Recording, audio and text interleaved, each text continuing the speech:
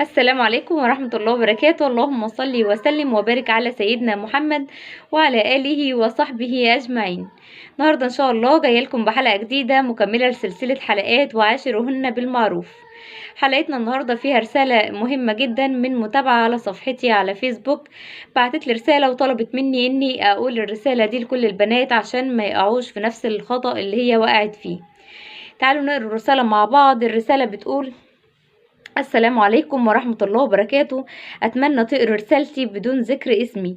أنا سمعتك في حلقة بتتكلمي عن فترة الخطوبة والصفات اللي لو لقيتيها موجودة في خطيبك ياريت ما تكمليش، ومن ضمنها قلتي لو اكتشفتي إنه عصبي وبيتصرف دايما بعدوانية ما تكمليش معاه. وأنا بكلمك النهاردة علشان أضم صوتي لصوتك وأقولك عندك حق، لأن الإنسان ده عمره ما هيتغير، وأي حد يقول إنه هيتغير بعد الجواز ما تصدقهوش. ودي حقيقة يا جماعة، والله اللي فيه طبع صعب جدا إن هو يغيره. أنا هقولك جزء من قصتي مع الإنسان العدواني والنهاية كانت إيه، علشان كل البنات تاخد بالها إن علشان كل البنات تاخد بالها. أنا في فترة الخطوبة اكتشفت بالفعل إن خطيبي دايما بيتصرف بعصبية في كل حاجة، ودايما يحل المشكلة بالصوت العالي والعدوانية، وعمره ما جاب على نفسه غلط حتى لو هو غلطان. وكنت خلاص زهقت جدا من أسلوبه، وفعلا كنت هنفصل عنه. بس للأسف كنا كاتبين الكتاب. هي دي بقى المشكلة اللي كلنا بنقع فيها، كاتب الكتاب. وعندنا في قريتنا مش من السهل ان البنت تتطلق قبل جوازها، فلو في اي مشكلة بيحاولوا يشوفوا لها حل بدل الطلاق. الناس اتدخلت فعلا وضحكوا عليا بكلمتين: بكرة يتغير، بعد الجواز مش هيكون كده. لحد ما الجواز فعلا تم. بعد ما اتجوزت، من تقاليد قريتنا ان لو العروسة متجوزة جنب اهلها لازم كل واحد من قرايبها يعزمها يوم على غدا او عشاء. المهم عمي جه وعلشان يعزمنا، وجوزي ما كانش موجود في البيت. قلت له خلاص انا هقول له لما يجي وان شاء الله نيجي العزومة. لما جه قلت له عمي عازمنا. قال لي لا احنا مش رايحين العزومة. قلت له ليه؟ قال لي هو كده وخلاص.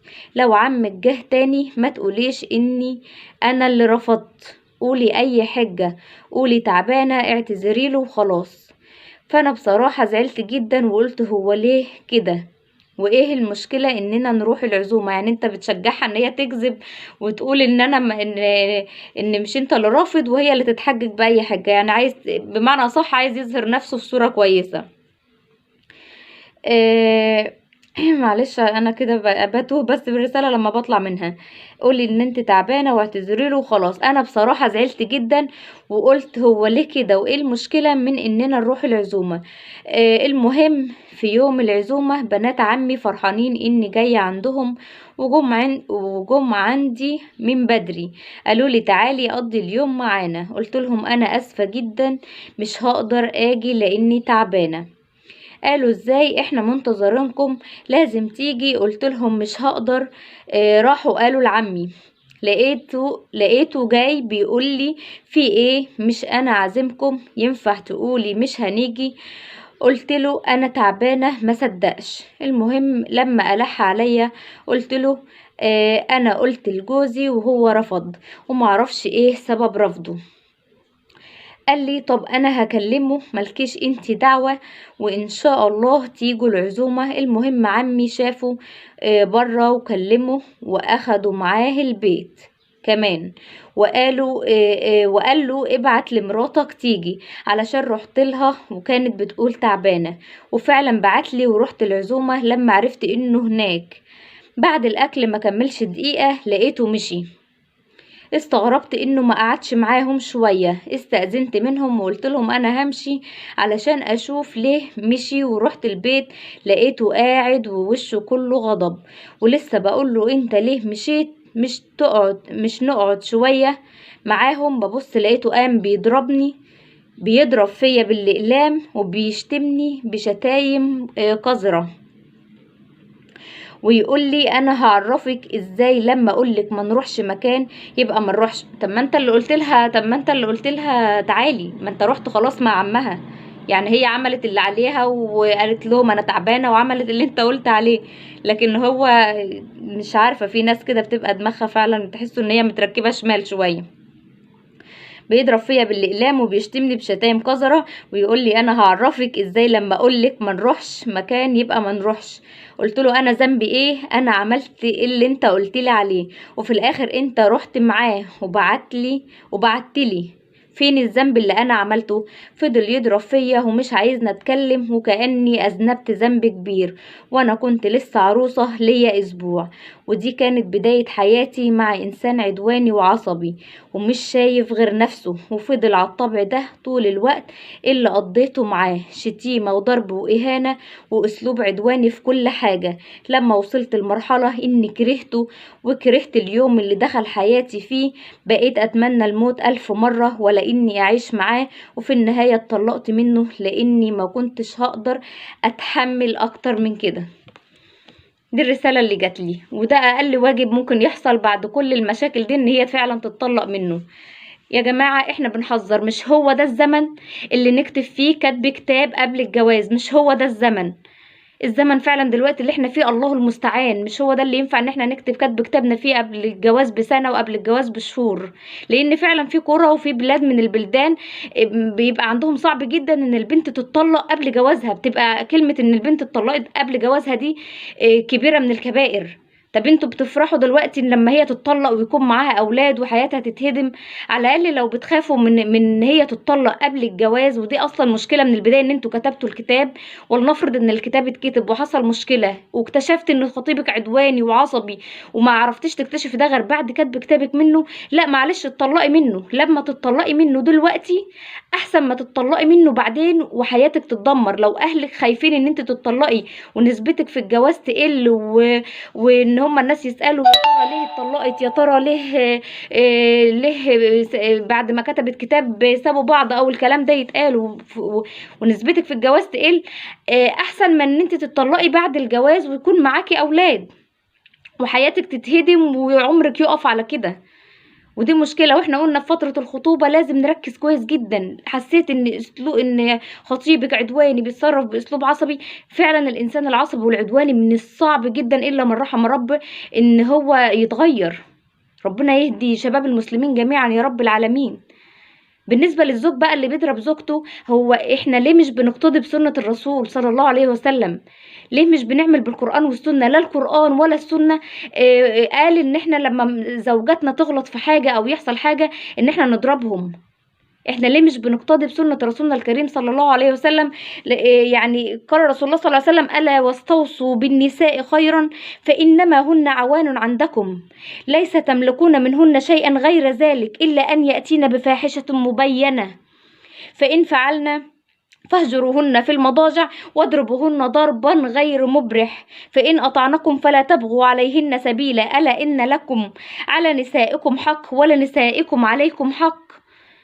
ده وصية الرسول لينا، وصاكم على النساء وقال لك يعني ما قالش اضربوا نسائكم، قال لو غلطوا او حصل منهم حاجة عظوهن. ده دي في حالة ان هما يأتينا بفاحشة مبينة. بفاحشة هي ايه ذنبها؟ البنت عملت ايه؟ ان هي راحت بيت عمها او ان هي راحت مكان انت اصلا اللي بعت لها وقلت لها روحي فيه؟ ادي انسان عدواني وانسان عصبي وهو دماغه كده وهو تفكيره كده. لما تأتي بفاحشة مبينة رسولنا الكريم وصانا ان احنا فاعظوهن. اول حاجه العظه، ان انت تقعد معاها وتعظها وتنصحها وتقول لها الصح وتقول لها الغلط. البنت بتبقى متجوزه دماغها لسه يعني مش داخله على حياه جديده وداخله على حاجه جديده في حياتها، بتبقاش في حاجات كتيره جدا ما بتبقاش مدركاها. لو اخطأت، لو حصل منها اي حاجه غلطت في اي حاجه، اقعد معاها وعلمها الصح وعلمها الغلط وعلمها ان الحياه مش كده وعظها. ما جاتش بالعظه ده في حاله ان هي تاتي بفاحشه او ان هي تاتي بغلطه كبيره بقى، حاجه كبيره كده ذنب ان هي تعمله. ما جاتش بالعظه يبقى بالهجر، تهجرها وفي المضاجع. مش اللي انا اقول لها روح على بيت اهلك، مش ان انا اسيب لها البيت وامشي، واهجروهن في المضاجع. ما جاتش بالهجر فاضربوهن ضرب غير مبرح. ما قالش كسروا عظمهم، ما قالش ضربوهم ضرب يأذيهم، قال ضرب غير مبرح.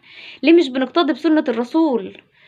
الجواز ده مودة ورحمة، ليه مش بنعمل بالمودة والرحمة دي؟ ان انت تتجوز واحدة علشان تظلمها معاك، انت طبعك كده وعارف نفسك ان انت طبعك كده ومش هتتغير وهتفضل دايما كده، يبقى ما تتجوزش، عشان ما فيش واحدة اصلا هتقبل بالوضع ده. ما فيش واحدة هتقبل ان انت تتجوزها علشان تظلمها. ربنا حرم الظلم على نفسه. قال رسول الله صلى الله عليه وسلم: يقول الله عز وجل: يا عبادي إني حرمت الظلم على نفسي وجعلته بينكم محرما فلا تظلمون. ربنا حرم الظلم على نفسه، ما نجيش احنا ناخد بنات الناس من بيوتها ونحط ايدينا في ايدين الرجاله ونطلب بنتهم علشان خاطر تيجي عندنا، عشان خاطر ان احنا نظلمها. حرام ان احنا نظلم بنات الناس معانا. ما انتش قد المسؤوليه يبقى ما تتجوزش. عارف نفسك ان انت طبعك هيفضل كده وهتفضل عدواني وهتفضل عصبي، يبقى ما تتجوزش، لان ما فيش حد فعلا هيقبل الطبع ده.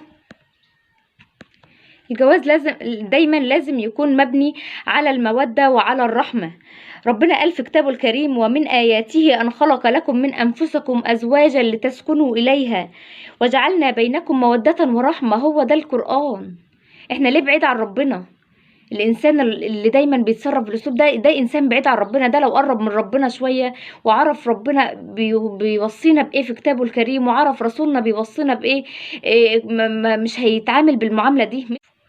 ربنا قال في كتابه الكريم: وعاشروهن بالمعروف فإن كرهتموهن فعسى أن تكرهوا شيئا ويجعل الله فيه خيرا كثيرا.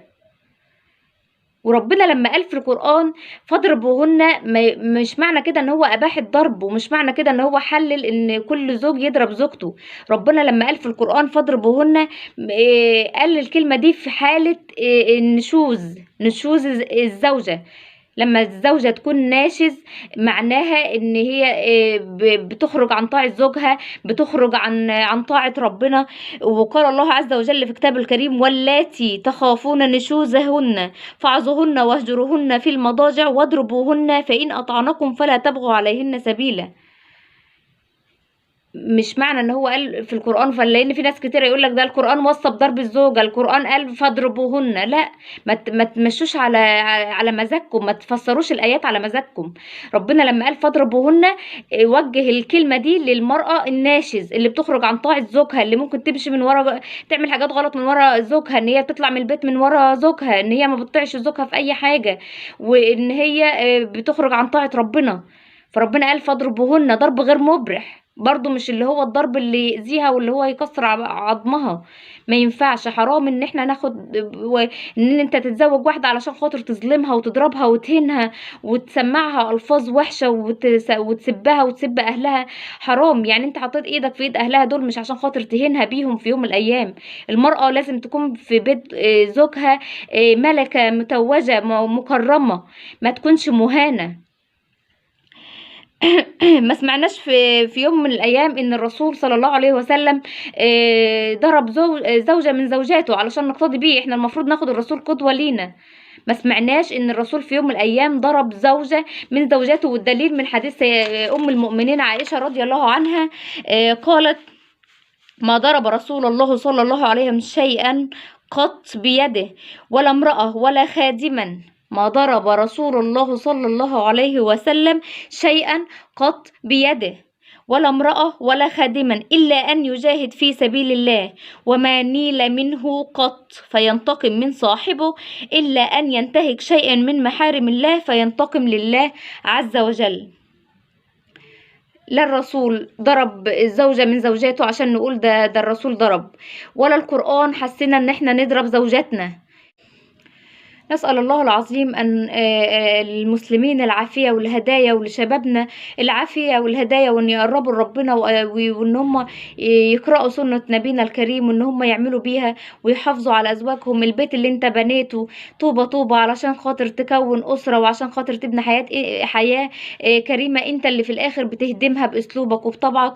ربنا يهدي شباب المسلمين جميعا يا رب العالمين، ويصلح أحوالهم ويرزقهم الهداية، ويجعل في قلوبهم المودة والرحمة لزوجاتهم، وأن يصلح حال الجميع يا رب العالمين.